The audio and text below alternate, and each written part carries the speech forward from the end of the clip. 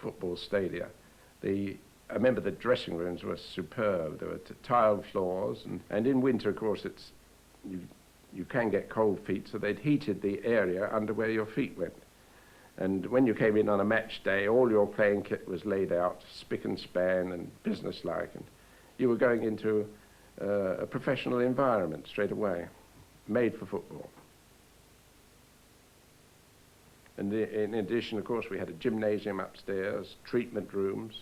The latest thing in methods of getting players fit after they'd had an injury, showers, baths, and luxury unlimited. Oh, I think I've got to describe the Arsenal dressing rooms as very, very palatial.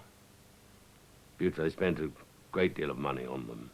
And there, of course, the trainer then was Tom Whitaker, who, in fact, was to become manager of Arsenal.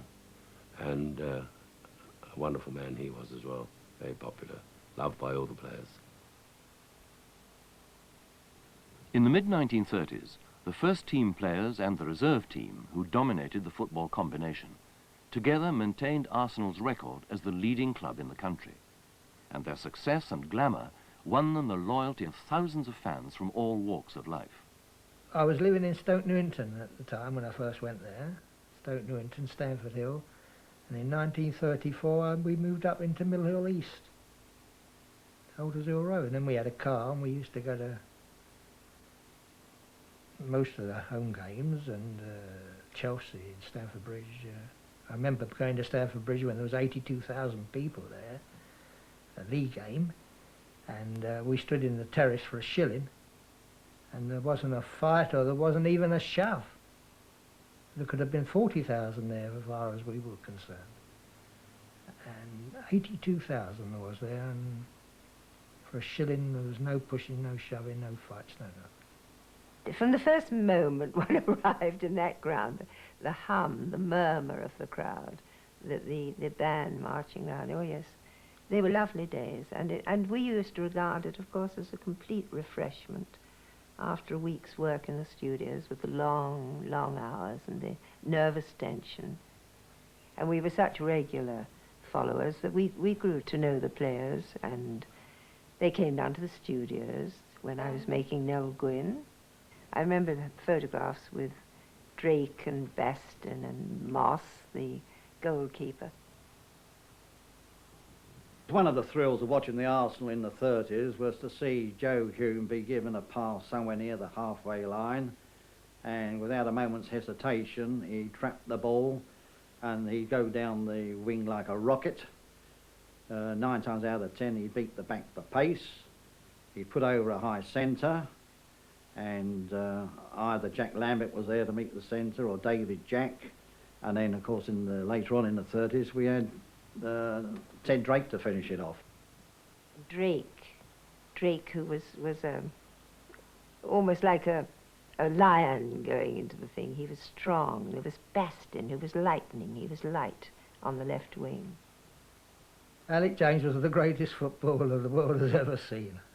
They can talk about their Peelers and they can talk about Puskers and Rach Carter. It was all good, but James was outstanding. James had more little tricks in his one foot than all the others had got in there too. You see, because Alec was a brilliant footballer, but at the same time he could be awkward. Because you see, with a football club, you've got, say, 24 or 26 good players. Some are reserve team players, but Alec was one of the top notchers, you see.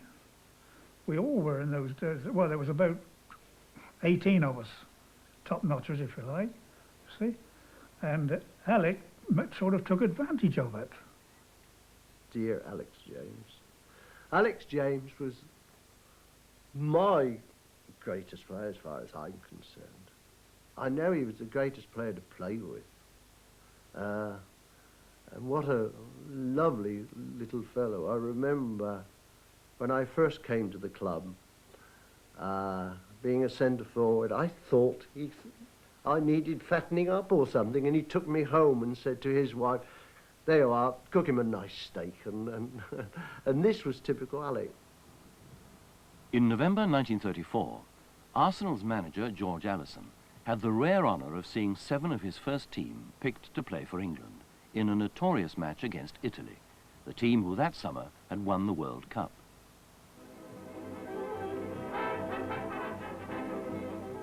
As England had refused to take part in the World Cup competition, this England versus Italy match, held at Highbury, became a battle for the World Championship, in which the Arsenal played a major role. Prince Arthur of Connaught, with the bearded Signor Grandi, shakes hands first with England, wearing white shirts, then with the Italian team.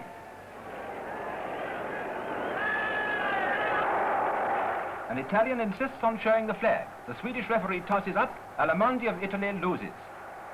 There was a feeling between the Italians and ourselves, I don't know why, and we did a few years afterwards, but it had come to our notice that the team itself had received a wire and just simply said, for your country's sake, win Mussolini.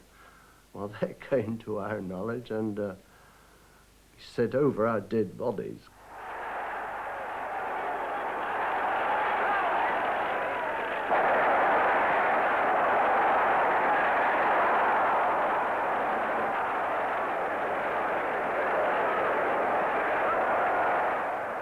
Play continues at fever heat. More sensations follow. Brooke of Manchester City opens the score with a brilliant header.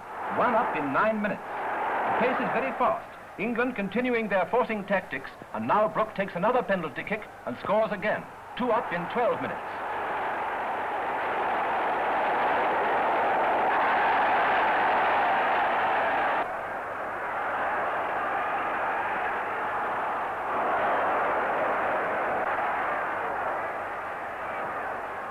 England's vigorous assault is not yet held, and their centre forward Drake scores with a beautiful hook. 3 up in less than a quarter of an hour. A nasty shock for the team which is referred to as world soccer champions. We were 3 up at one stage. They came back and made it 3-2, but Frank Moss was injured. Hapgood got injured.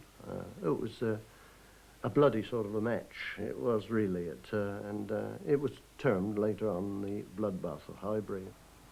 Eddie Hapgood's broken nose was tended by Tom Whittaker, who also dealt in the treatment room at Highbury with Ted Drake, Cliff Bastin, Frank Moss and Ray Bowden. Drake's aggressive style of play and a persistent cartilage problem meant that he was frequently injured, but he held, and still holds, the Arsenal's top goal-scoring record for a season. 42 goals in 1934-5, and for a match on December the 14th, 1935, played away from home. One of those unforgettable occasions when Drake scored 7 goals against Aston Villa. I mean, it didn't seem true. Well, the first goal that was scored, we never heard a sound. We didn't realise he'd scored, because with being away, there wasn't any supporters, many supporters there.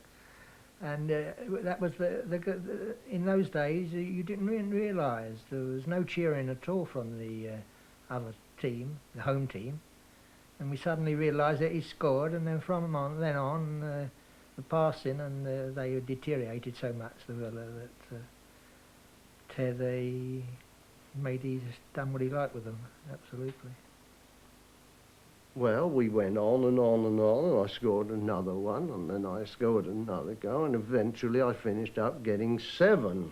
And then after I'd got the 7th, the last one, I ran in and hit this ball, hit the under part of the bar, and came down, and I claimed a goal, and the referee said, goodness me, Ted, you've got 7, you don't...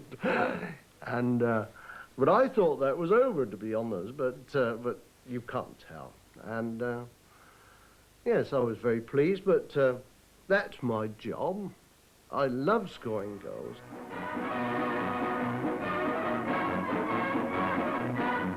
Cup final day, and the fans from Sheffield are on their way in search of that cook. In the 1935-6 season, Arsenal were once again in the cup final, this time against Sheffield United. And Londoners, you can guess they're going to be there as well, with the war cry on their lips, up the Gunners, up the Reds, never dreaming that the famous Arsenal can fail.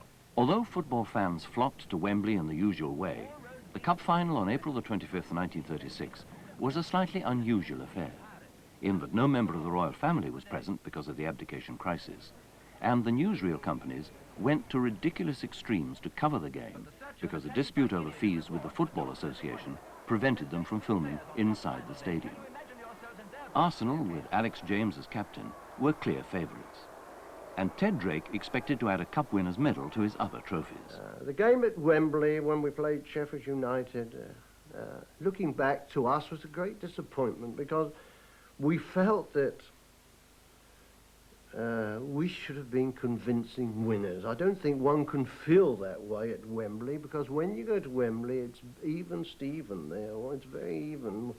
And this proved it with Sheffield United, because really we thought we were 3 or 4 to 1 on, or I did anyway, but things didn't materialise like that, and they made us go, and it was something like about 18 minutes from the end of the game when Alex James got the ball and done a shuffle and gave it a pass down the wing to Cliff Baston, who went on, took it on, beat somebody, looked up, squared it well past to me at just about on the 18-yard box, when I connected with my old left foot, which was my gammy, and it went home. Sheffield thrown in full time. Now the final whistle goes, and Arsenal have won the cup this year by 1-0. Great jubilation, needless to say, great happiness all round. It does seem an extraordinary thing. I don't know whether it's essentially a British characteristic, but these things do mean a great deal to us, don't they? Everyone knows that the newsreels won the cup final, though Arsenal got all the credit. Captain Alex James, with goal-scorer Drake, refused to hand over the cup to our heroic cameramen, and quite a number of soccer fans turned out to see the conquering heroes arrive at the Islington Town Hall for their civic reception. This was the Arsenal, still at the height of their power. And although they won the league again in 1937-8, it was with the lowest number of points, and they were deemed to be on a decline, which was hastened by the outbreak of war in 1939. In the 1930s, they had won all of football's highest honours, and the greatest individual contributor to those honours was Alex James, who retired in 1937. I remember Alex James's last league game. It was against Portsmouth at Highbury, and he got a wonderful send-off. Portsmouth then, instead of being a third division club as they are now, were one of the leading clubs in the country. They won the cup in 1939. And it was a very sentimental, well, Alex James was a sentimental person. Although at times he seemed to be headstrong, even to having arguments with Herbert Chapman, he was Arsenal through and through. And it was a great wrench when James, who'd done more for Arsenal, I think, than any other player in the club's history, when James finally decided he had to give it up. And although we won the match, the main recollection of that afternoon is James showing his magic for the last time, his long pants flapping in the breeze, and that fluttering foot. He used to have a wonderful habit of pushing his right foot back as though he was going backwards with the ball, and then pushing it forwards and leaving the opponent stranded. That fluttering foot, the last time we saw it. And the wonderful reception he got from the crowd at the end. Nostalgia. But the ball, fortunately for him, just went over the bar. A mistake there by a second. James shot from outside the penalty area. They don't seem to be able to keep the ball low, though. Several shots have just skimmed the bar or gone again.